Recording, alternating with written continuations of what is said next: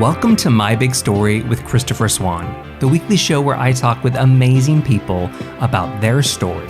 A story that includes creating a life that they love, living a life of intention, and where we can learn from their stories.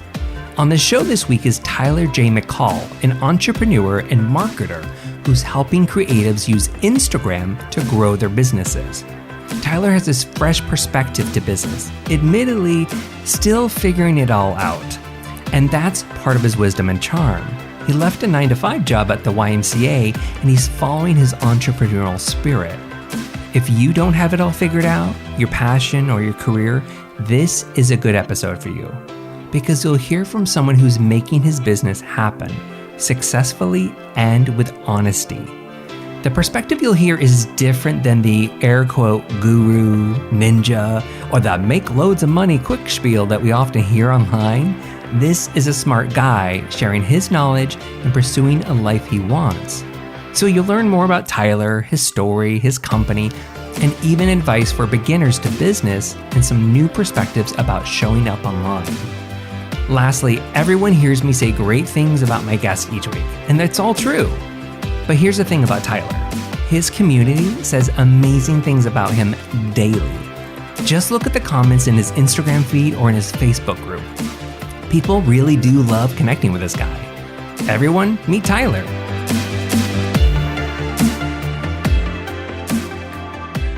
Tyler McCall. It's such a pleasure to have you on the show today. Hi. Thank you. Thank you so much for having me. Oh my gosh, my pleasure. It's great. So before we talk about your whole story and what you're doing, I mean, this kind of relates, but can we talk for a minute about the power of Instagram and how it makes connections specifically between us? Yes. I was thinking about Colleen Warner. That's kind of how this whole thing kind of started between us. I know. I love it. Yeah. I have a really close friend from college named Colin. And oh, is it Colin? I thought it was Colleen. No, Colin. Oh. Colin. Yes. And Colin actually works with me now. She helps me out a few hours a month doing lots of different things because it is very #lean startup business over here. And she found you on Instagram and she said, you have to check out this Christopher Swan guy. And he's incredible. I've listened to all of his podcasts. And so I checked it out and then I saw, Coco Peru on there and I was like, well, I definitely have to learn more about this. I love that you just related it back to Miss Coco. Yes. I adore her. I have for years. My friends are sick of it, I am sure. But I'm glad that there's another connection there for us. I think if I show one more person her Grand Theft Auto YouTube video, they're probably going to disown me. That's the best video. I think that really did something special for Coco. Yes, I agree. This is my plug for anybody that hasn't listened to the Coco episode. Please go back. I was, just a side note for this, I was so tickled that she said yes to be on the show. I mean, I was still fairly new doing it. And I thought, what a dream for me. Like, I've met her before and I've seen her shows, but to actually have an hour of just me time with her, how fun. Yes, that's so amazing. Okay, let's talk about you. Because I have so many questions and we've talked a little bit beforehand, but I think there's just so much more to dive into. So I'm going to set the stage for a little bit. You help people grow their businesses with Instagram. So before we talk about any of that part though, I want to talk about why you do what you do. You know, I was thinking, is it teaching, helping, connecting, or is it something bigger? Or simply, what do you love and what energizes you? Oh, so many good questions. I think there's a lot of things. I love teaching, and that's something I've discovered in the past, maybe over the past 5 years or so. And in my career before what I do now, I worked in the nonprofit world and did a lot of employee training and developing curriculum and those types of things. And I loved that role. It was always so energizing and incredible. I think more than anything, I love coming up with ideas. And it's something that it's something I've always kind of struggled with because I kind of feel like in our current culture that this idea of people that are like multi-talented or that that are serial entrepreneurs or that can't really stick to the same thing for more than a few years, like that's looked down upon. I think maybe it's changing. Maybe the conversation is shifting, but I've always loved ideas. I've always started new projects and done new things. And what I found in doing all of that is I love the beginning phase of the like the marketing and the defining the values of things and deciding where to source things or which product to pick or which vendor to work with. I've had all these different businesses I've done, or making the website or creating the branding, whatever it may be. I've always loved that part. And then when it gets into the actual implementation of doing the work, I get kind of bored with it. And I laugh because I'm like, I know, like the day-to-day stuff. Could somebody else do that? Exactly. Yes. So it was really incredible last year when I started this entrepreneur thing full time. I did it with a business partner who she is incredible with systems and long-term vision, or not necessarily like the long-term vision, but the systems of taking what I want to do and put it into something that we can make work and that we can function within day to day. And I could keep working on the long-term vision and where the business was going. And then moving into what I do now, working with people on Instagram, it's really that beginning. It's either, businesses are at different stages with a lot of folks I work with, but it's typically either the very beginning of the business, or it's either as a part of a rebrand or kind of a refocus of the business, or it's part of an overall strategy of putting more intention into marketing. So it's kind of one of those three areas, and being in those times with the business is really exciting to me because, again, it's coming up with ideas, doing new things, and then I just get to run away and they can figure out how to take it from there. So it works out well with what I like to do. I want to take a step back before we dive into the heart of Instagram piece. Let's talk about your world before today, because you were on a different path. You had a career at the YMCA, thinking you'd be a lifer, I think you even told me. Like, why was that? And what changed for you to stop and branch out on your own? I was with the YMCA before what I do now. And it's so funny. I actually minored in YMCA studies, which is a real thing. And it was an incredible program in college. And I graduated college and just knew I was going to go work for the Y. That was like what I had been working toward my entire college career. And I did that for 6 years and I loved it. The YMCA is an incredible organization, and I'm really fortunate that I learned so much there and got to connect with so many people. But eventually for me, I found it really restricting, and the whole 9-to-5 thing, which in the nonprofit world really is a 9-to-5. It's like whenever you wake up to whenever you go to sleep. It just wasn't, I don't know. I felt stuck in it. I think that was the biggest thing, is that being stuck feeling, which I know for me, that is a terrifying feeling. So I had to get away. And right after college, I worked for the Y for about 1.5 years and then left, said I would never go back, went to graduate school like 3 times and ended up dropping out every time. And I got into political organizing, then went back to the YMCA. And I was like, okay, I can do this again. But then after, 4 more years, I just couldn't handle it. So I left. I'm curious if this was a revelation for yourself of, I need to do something where I can create my own dream, my own vision of what this stuff is. Or was it around just, this wasn't the right organization for me?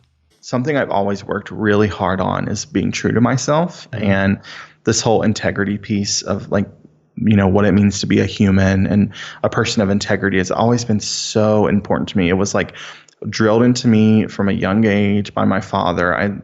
My dad loved this country song. I think it's a Travis Tritt song that says, if you stand for nothing, you'll fall for anything. And this whole idea of you have to stand up for something. So for me, it was like, I'm going to be true to myself. And that's really shown through in how I how I did college, the career I went into at first, and then even my work in, political organizing, and then even, eventually like when I came out after college, all those experiences, that's always rang true for me. So this was another instance where I was like, well, I'm not really standing for anything right now. I'm just kind of going with the flow and letting life happen to me instead of making my life happen.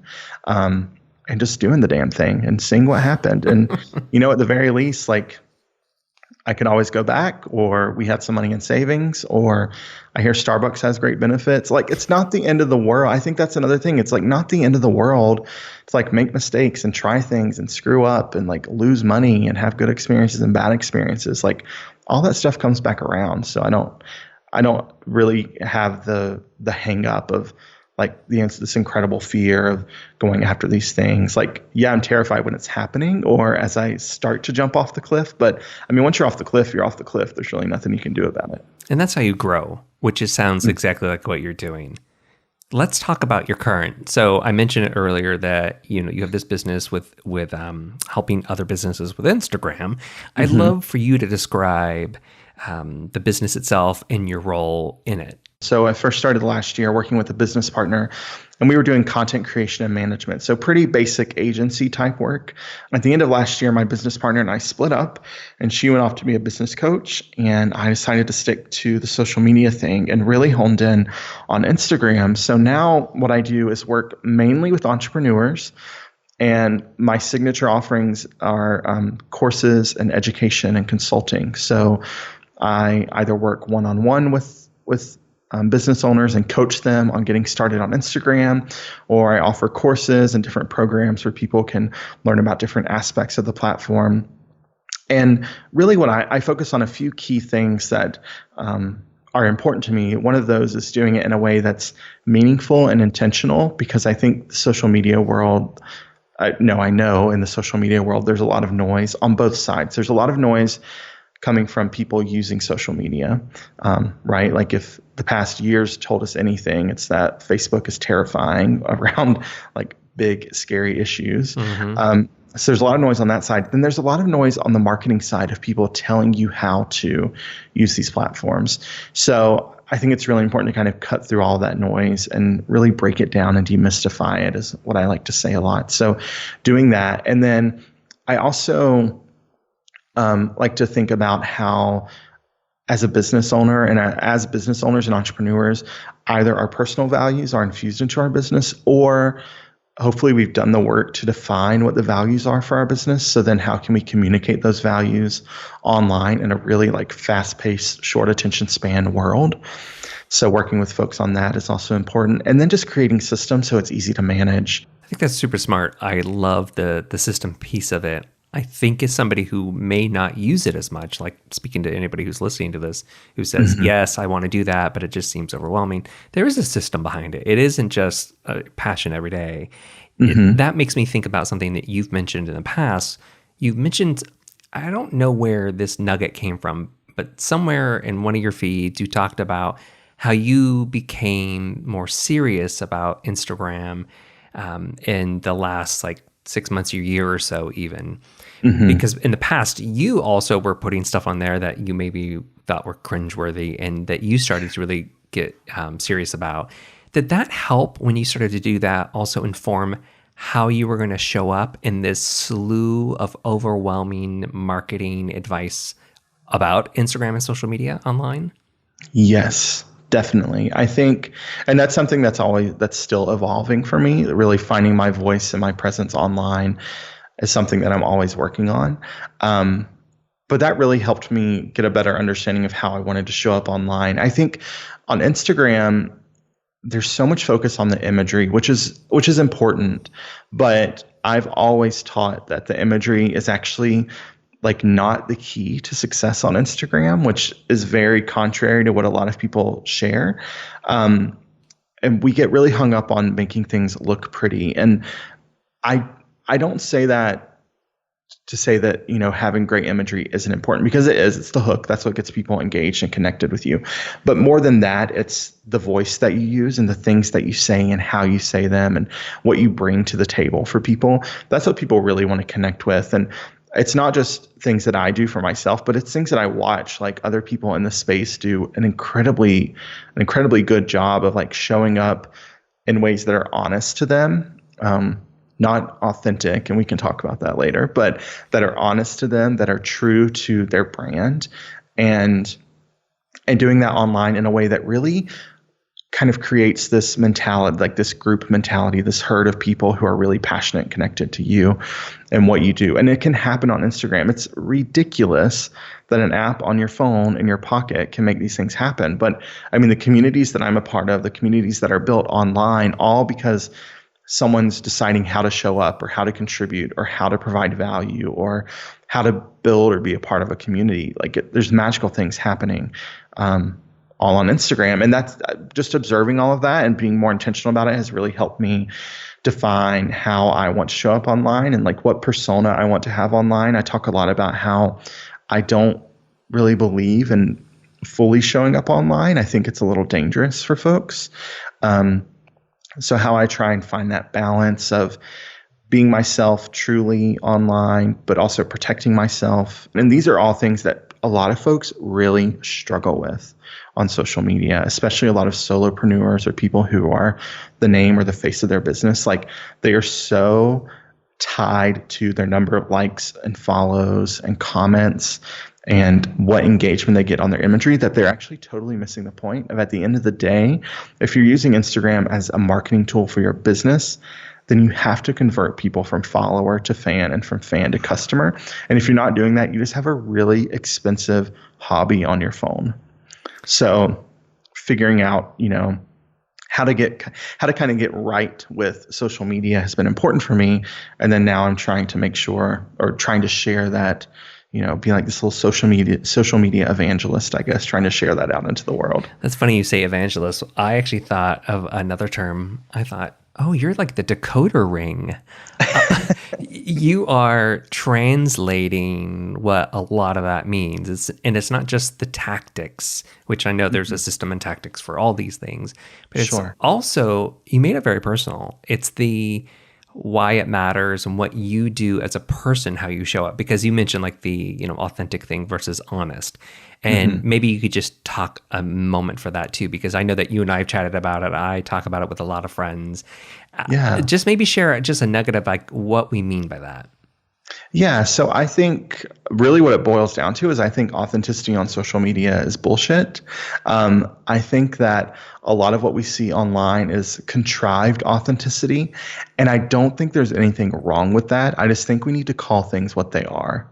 So saying that there are people who teach their students that for success on social media, you have to be authentic.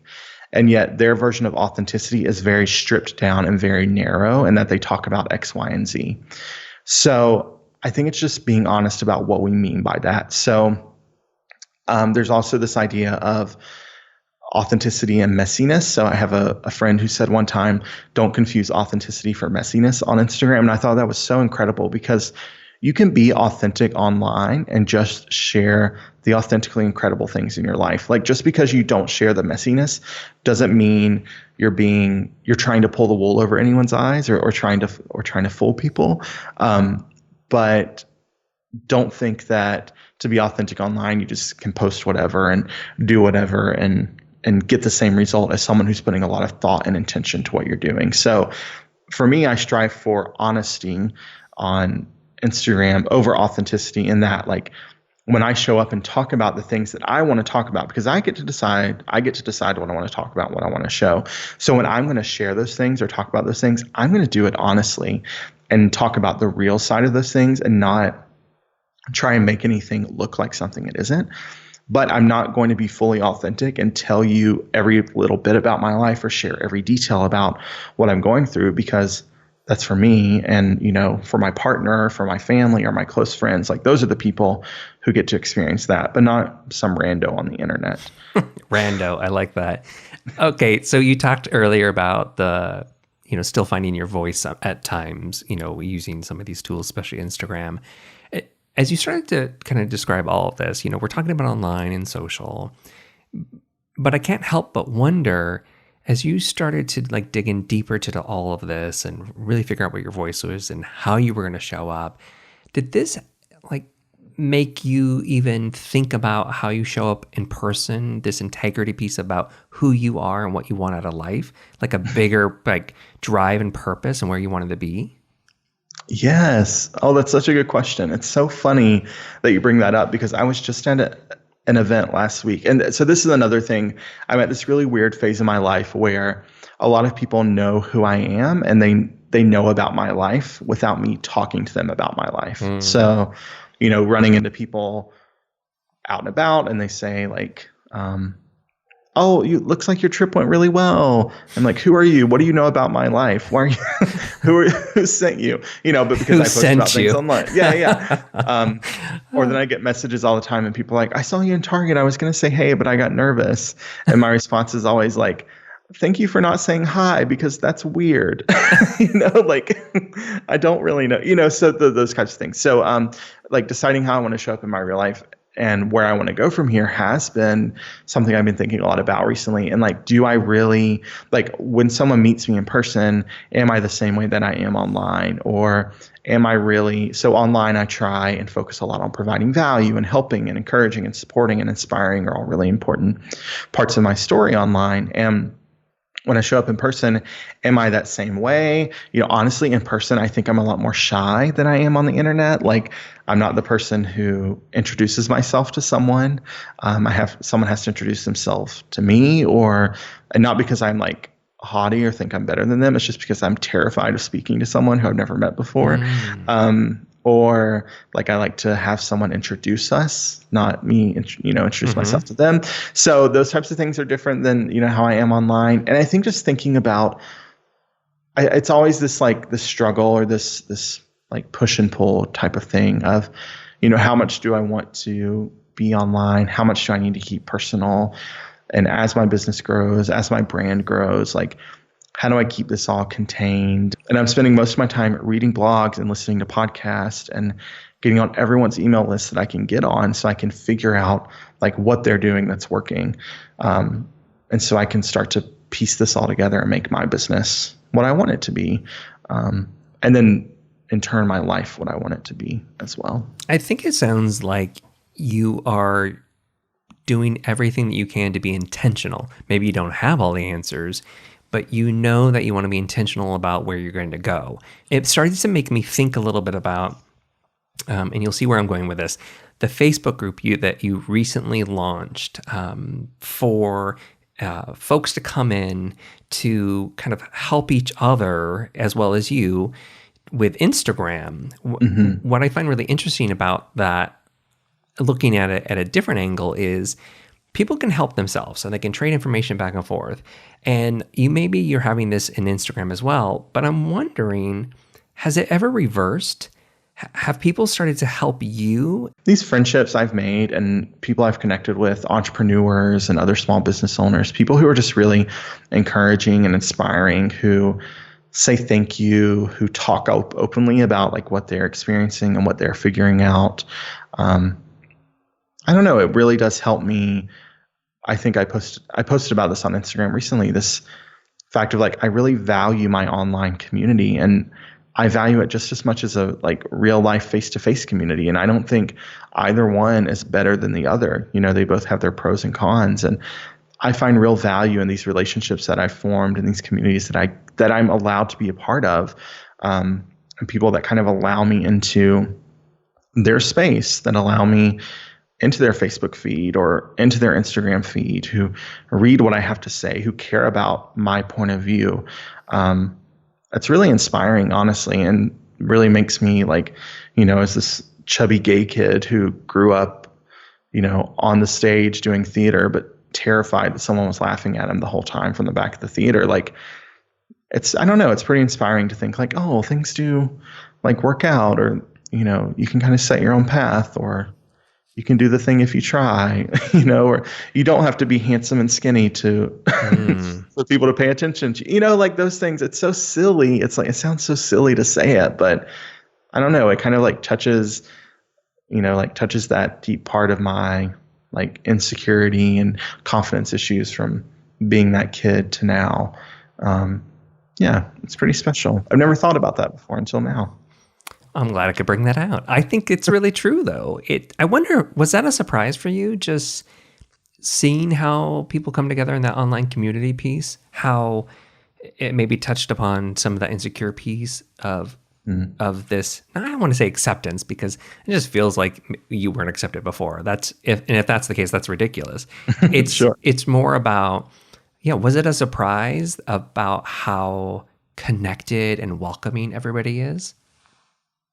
It was, yeah, especially, well, it partially was. It's partially, I think I've been kind of conditioned over the past year, and the entrepreneurial space that I play in is very different from the typical entrepreneurial space. So probably about a year ago, I joined the Rising Tide Society, which is a free community on Facebook, and they have monthly meetups around the world. And it was just this idea that a few friends had, and it's turned into this huge network of hundreds of thousands of creatives around the world who are all coming together in the spirit of community over competition. So that has really shaped my approach to entrepreneurship. And that's one reason I don't do the whole hustle thing outside of the dance. I don't do the hustle business thing. I don't believe in trying to screw people over. I'm not trying to get rich quick or any of that. So working in that space has really inspired me and has really helped me believe that there is really good happening in the entrepreneurial community, that you can be a part of groups where it's about support and encouragement and believing in one another, not about trying to be better than someone else. So that, combined with the group and just being a space where people want to connect. I think that's another thing too, is we're craving connection nowadays. I mean, we're such a digital world and everyone's so ingrained in their phone looking at their screens, but at the end of the day, we crave some kind of human connection, and that can still happen on social media. But a place like a Facebook group or Instagram page where people can comment and message one another and have connection, people are craving that. They need that. I know I need that. So the Facebook group has really provided that place for people all around this topic of Instagram. But it's more than that. People are celebrating one another, answering each other's questions. We have theme days, and one of our theme days is #help. So it's anything. Sometimes we do Instagram topics, but also we talk about what help do you need in your business tech-wise, or creating systems, or there's a network of hundreds of entrepreneurs here who are available to help you with those things. So let's help and support and encourage one another. And no one's doing it to get more business or to get famous. They're just doing it because they want to kind of foster this entrepreneurial community. This idea of when one of us does well, we all do well. A rising tide lifts all boats, that we can all encourage and support one another. And there's enough to go around. Competition's a myth. The scarcity mindset isn't a place you should be operating your business from. So operate your business from confidence and belief that there's enough for you. And yeah, there's a lot of magical stuff happening. I know it sounds all very woo-woo and The Secret and it's an Oprah special, but it really feels and honestly, Christopher, when I've made that shift in my business, it's a huge change. In the past 3 months, I went from always being terrified about how I was going to pay my rent the next month, and always feeling like I had to be one step above or had to be better than someone else, and just honestly trash talking other people in my space, to being oh, well, I have a unique point of view. I have a unique experience. I can talk about things from my experience and point of view that no one else can talk about. So in that instance, competition doesn't exist, because no one thinks the same way I do. No one is really my competition. So I just need to buckle down and get good at what I'm good at, and focus in on what I want to do, and figure out who I'm talking to, and just be myself in a way that feels good to me on the internet. And then the business has followed. I don't market my services online. I don't even have a website. It all works out in some kind of weird woo-woo hippie way. And I'm grateful for it. I think that's another thing. Being grateful for it is really important. I absolutely love the direction has moved into this community over competition. I've been reading more about that and where some of that stems from in different places. And I'm a big believer that it feels so positive and it's so different, and that you really worry about yourself and own your own space. So I can really get behind that. So I talk to all of these really seasoned people half the time that have been in their careers for years and they know where they're going and they know what their purpose is. And that, I think, gives them this sense of security or a sense of purpose. You are still in the middle of that. You know what you want to do with your business, for the most part, but you're still kind of going. That can be terrifying. And there's a lot of people in that world that are living that. How do you stay in the moment and not let fear, do you over or stop you in your track? I think the fear thing it's honestly something that I have worked really hard on for the past year and a half to tackle. Before I left my job at the YMCA, I had the opportunity to meet this incredible coach through the YMCA who worked with our local organization, who talked a lot about business and life and all kinds of incredible things. And she always talked about fear and this idea of not living your life in fear and how she was done with fear. She was a cancer survivor. She had been through all the terrifying things in her life, and she was still here and she could still live her life. And that was really incredible for me to experience that. So honestly, knowing that fear isn't, this whole false evidence appearing real, and fear shouldn't exist because you have no guarantee of anything. Tomorrow isn't even a real thing. Yesterday isn't a real thing. All we have is this one moment. I could have a heart attack right now and this would all be over. So why should I worry about what my business is going to be like in 6 months? So just kind of living from that space of being mindful and aware and trying to live in the moment and know what I'm doing day to day, instead of thinking of course, goals are important. I don't want people to listen to this and be like, he's saying goals aren't important. Yes, goals are important. Strategic plans are vital, all that baloney. But more than anything, it's knowing that this is all you really have. So living right now. And then also being okay with the fact that I'm in a space where 6 months from now, this could all change. Instagram could go away tomorrow.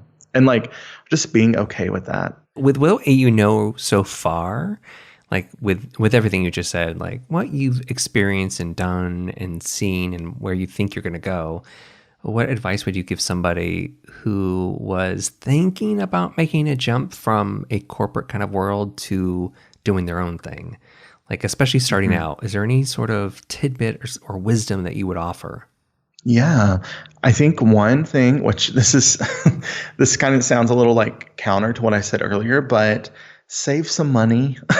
Don't be dumb and go into this without a backup plan of some sort. So, my partner Eric and I were really intentional about saving so we could pay for at least 6 months of expenses, bare bones, if all of this went south. So doing that was really important to us. And luckily we had that savings there because we tapped into it my first year of business, because I don't know if y'all know this, but you don't really make money your first year of business. So doing that, I think also having work lined up before you leave is really important. Doing the side gig for a minute, getting the experience, having work lined up is really important. Another thing that we did is getting people on contracts, which was also really important, which I know people break contracts all the time, especially for freelancers. People do that to us entrepreneur folks, but getting contracts in place was really important. And then just kind of going into it without much expectation, in the same way I feel I'm in my business now, I have goals for what I want to do this year, but I don't necessarily have expectations of if I don't achieve this by the end of the year, I'm going to be so disappointed in myself. It's I'm working toward this right now. 3 months from now, I want to be working toward this. 6 months from now, I want this to be happening. And if all those things happen, I'll celebrate and be excited and proud of myself. But I'm only 18 months into this, so I don't necessarily feel I have to have it all together right now and have income drivers and clear goals and profit and loss statements, all that stuff. I mean, I don't even have a bookkeeper. So just not having expectations for those things, or I guess unrealistic expectations would be part of it too. And just enjoying the experience and understanding you're going to learn a lot. You do not know everything. I do not know everything. Tyler, this has been delightful. I am so glad that we've had the conversation today. The last thing I'd love to wrap up with is if people want to follow along with your story and with what you're doing online, where can they do that? Yeah, so folks can find me on Instagram and Facebook at Tyler J. McCall. And you can also check out the Instagram advantage.com to join in our free private Facebook community like Christopher was talking about. We have tons of people in there talking about Instagram, entrepreneurship, and just really running business with intention and with values and trying to do our best to make the world a little bit better using the internet. It's a fun group of people. Yeah, I would agree. I've seen a lot of great conversations there. Well, Tyler, again, this has been so good. Thank you so much for spending the time with me. Of course. Thanks for having me. So what'd you think? Any new ideas? Are you going to try something new? I'm always left feeling great and have a ton of ideas after these conversations. The guests are totally energizing me. Speaking of being energized, did you guys know about my Awesome Finds newsletter? Each week I share creative spotlights, meaningful stories, and new ideas to spark your imagination.